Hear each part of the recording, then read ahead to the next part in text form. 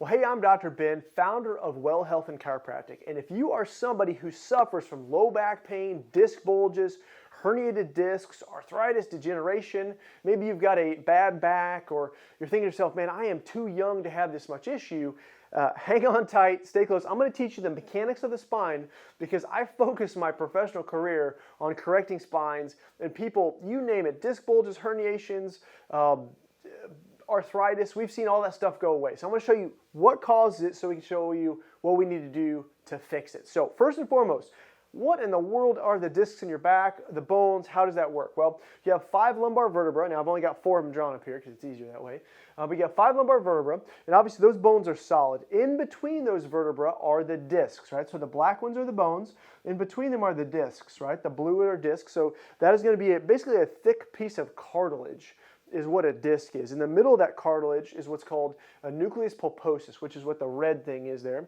And that is the jelly and the jelly donut. I don't know if you've ever heard that in the disc, but that's the jelly. That's a really cool way that God made your body, that your vertebra can move, and actually it allows your vertebra to move and that disc to stay flexible. That jelly can move around, and it's really an ingenious way of how our body's designed. So that's such a big deal because when we have the nice normal curve in our back, again, this is normal. So this is someone who's facing this way. We should have this reverse curve in our low back. That is normal. There will be absolutely no abnormal pressure on that nucleus. The problem is when our back does this, we have whiplash, back injury, maybe we go to pick up something really heavy, we hear that pop, we lose that curve in our back. What that does is that winds up taking that nucleus and shoving it backwards.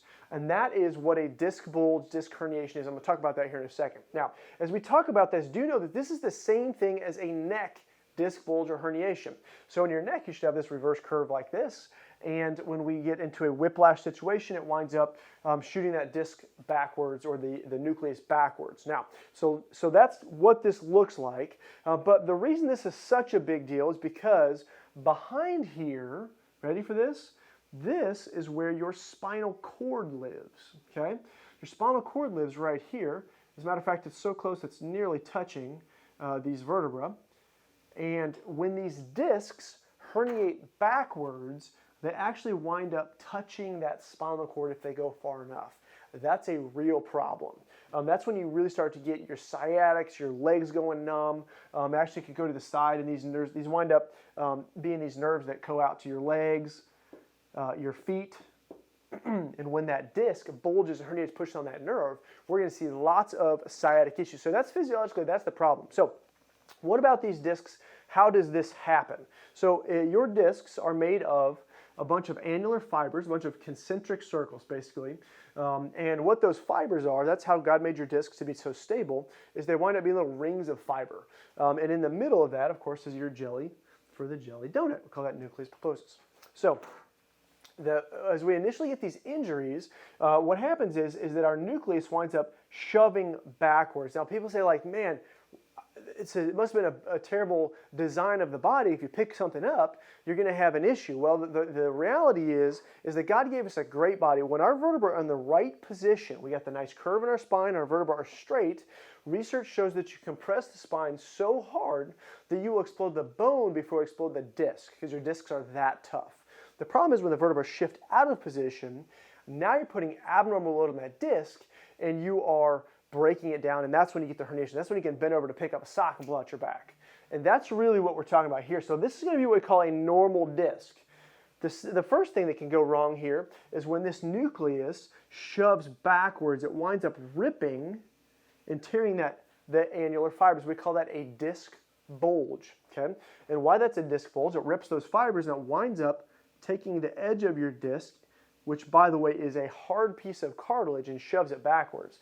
So it takes the edge of that disc, I'm going to use this one, and it shoves it back into either the spinal cord or the nerves going to the legs. That's a real problem. Also, these annular fibers have specific nerve fibers, and it hurts like crazy. You're going to feel that, and that's actually like acute. You'll be on the ground laying there. A lot of people that get disc bulges think that that's a herniated disc, and it's generally going to be a bulge, okay? I'll just put this up here so we don't forget it, okay? And this is going to be normal. All right. The second thing that can happen is a disc herniation, right? So what a herniation means is that this nucleus actually goes so far that it rips out into that space. So what happens here is going to be more like this top one where this disc comes all the way out, that physically that nucleus material winds up touching the nerve or the spinal cord. Now we call this a herniation. Okay, a disc herniation, a herniated disc. Now, the ironic part is a disc bulge actually hurts worse because the edge of this disc is actually cartilage, and when cartilage jams on a nerve, it hurts like crazy.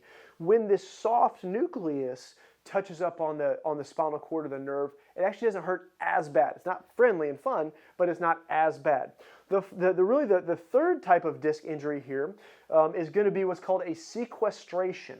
And basically that means that this is torn all the way through here, but we've got a piece of this nucleus that's now on the other side completely. It's usually a little fragment hanging out there, and it's ripped through here, but it's not connected anymore. Okay, and we call that a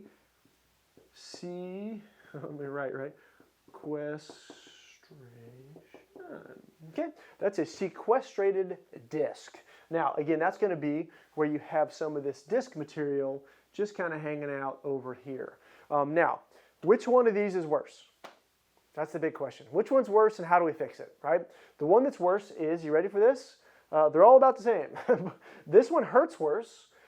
This one actually takes longer to heal. This one, within 6 weeks, that thing is absorbed and it's gone. The problem here is, and the answer is they're all bad. You don't want any of them, but they all can be fixed.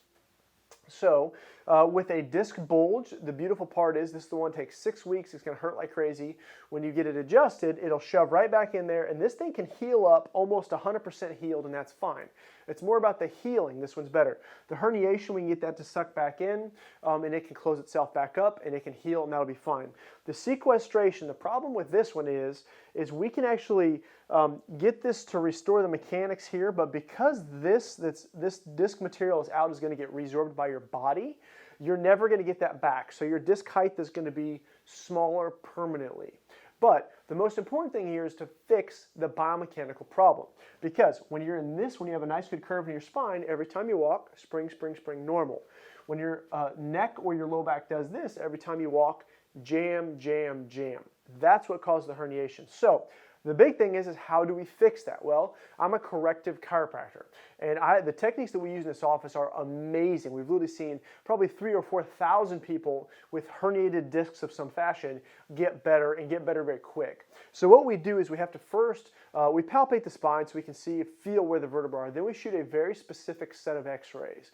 Those x-rays allow us to see the position of your vertebra, whether there's arthritis, injury, stability, all that. From there, we then will adjust the spine. So if the vertebrae in the wrong position, we move them in the right position. And the most important thing is we work on the muscles, ligaments, and tendons to re-stabilize the spine. Because the number